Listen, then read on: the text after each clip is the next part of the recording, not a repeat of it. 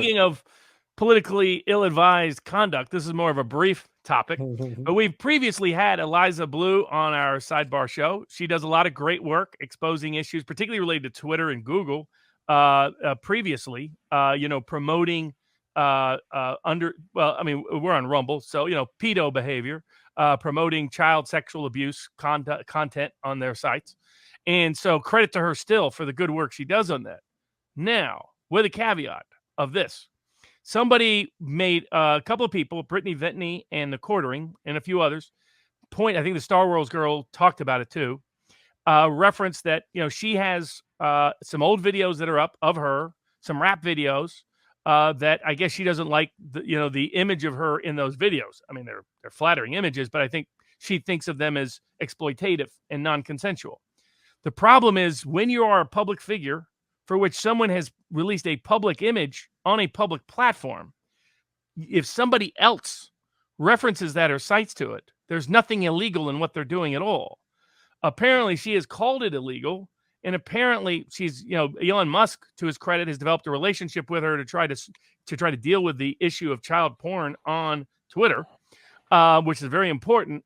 I guess some people at Twitter, took either her statements or somebody on her behalf to suspend the accounts of Brittany Ventney and suspend the accounts of the Quartering when they did nothing wrong.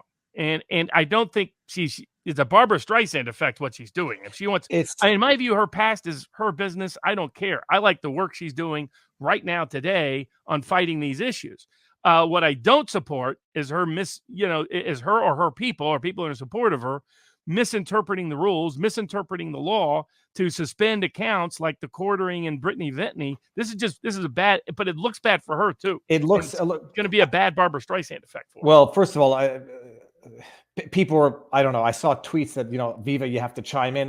First, I don't have to chime in at every... I don't have to chime in about nothing. That's like people were yipping about the Jack Murphy thing. It's like, well, I don't get to chime in. No, if Jack Murphy wants to do things involving his rear end and whatnot, that's his business.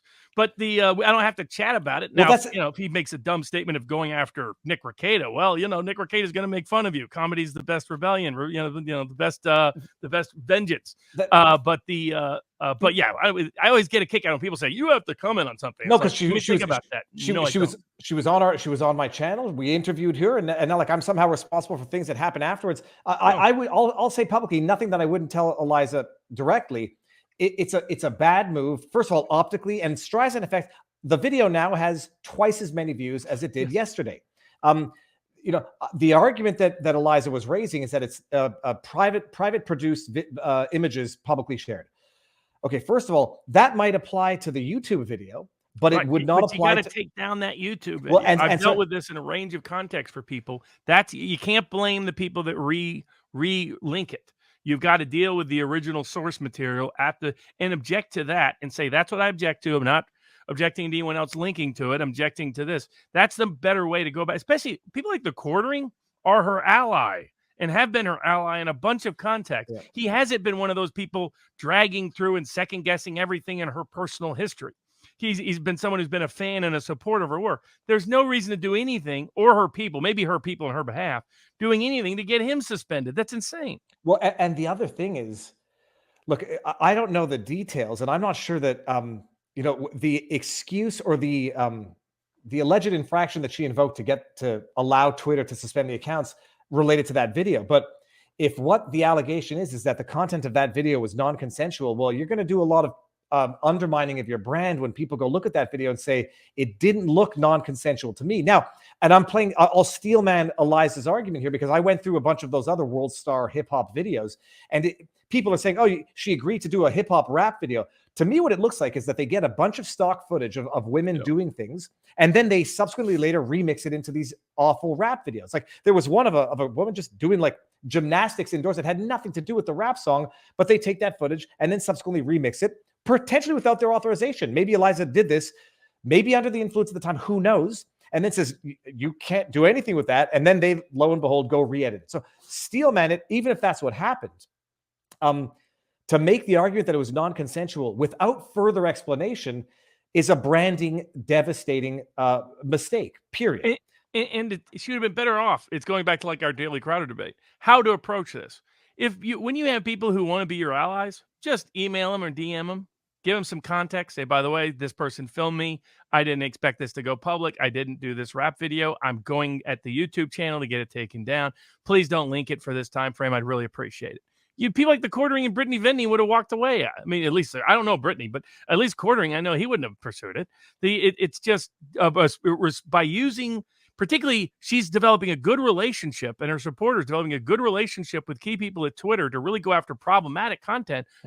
Especially now, don't misuse that influence for this counterproductive purpose. Yeah, and especially when people are going to look at it and say, "Well, if you call that trafficking, now I'm going to question." They're going to find it. They're going to find ways to say maybe you don't mean trafficking, and part of this may be the Tate people.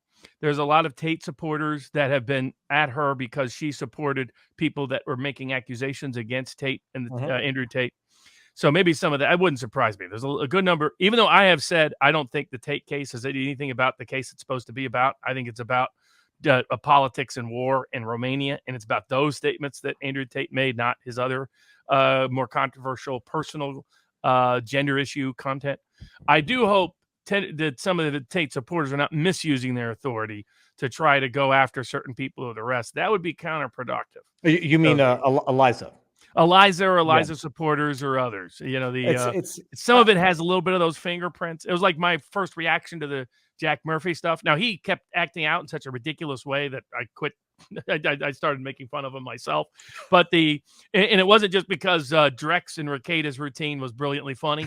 And brilliantly funny and brilliantly profitable for Rekieta. I mean, well, Drex could do a perfect imitation of. No, the other night they were on like a Friday Night Fun show, and I was like, hey, maybe I'll hop on, and then they got into one of those conversations that I was like, I don't think I'm gonna. This is not the. Not only is this like not for kids conversation, it was just not a conversation. It was one of those Rekieta conversations.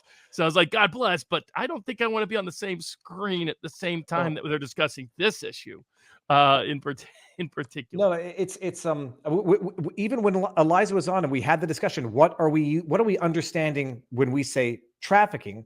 It's good. It will do not just damage to her brand, but damage to the cause if people now think it's being used flippantly, and worse yet, politicized in Twitter under new management to circumvent the rules that would otherwise never be applied this way to anybody else. And again, everybody, this is not, I would say this privately, it's just that this is, again, more of a Jack Murphy type dispute. It's a brand compromising dispute. What would have been the best way to deal with it? The video's not that bad. And just honestly, it's really ignore it. If it was something that, like, let's say you had made that video for your boyfriend or somebody, and then he'd sold it to somebody, I get the objection. I totally get it. I get that very personal reaction. That would be revenge porn. And now the question is was this? And sometimes it is hard to get that stuff taken down. I've represented other people that have tried to get that stuff taken down, and it can be difficult. But what I've recommended to those clients is, if somebody else is sharing it, just approach them directly. If they're acting in good faith, you can get them to agree, and you won't have a problem. No reason to burn bridges with allies, and also impugn the cause, because there was that lawsuit of the kid suing Twitter to take down a video. They refused to take it down, and now some people might think that some people could be misled to think that video was, as I'll say, innocuous, because this video is a world star hip hop video. It's not porn. Someone might be embarrassed by it, but it's not CP. If you want embarrassing, try being the third generation solicitor, which is the equivalent of a prosecutor with all kinds of political power and control in South Carolina, and being accused of faking your own attempted murder, murdering your own wife, murdering your own son, who is currently facing charges of reckless homicide for killing somebody else in a boat accident, all to cover up the fact that you've been busy stealing from your clients for the better part of a decade. Welcome to the Murdaugh case.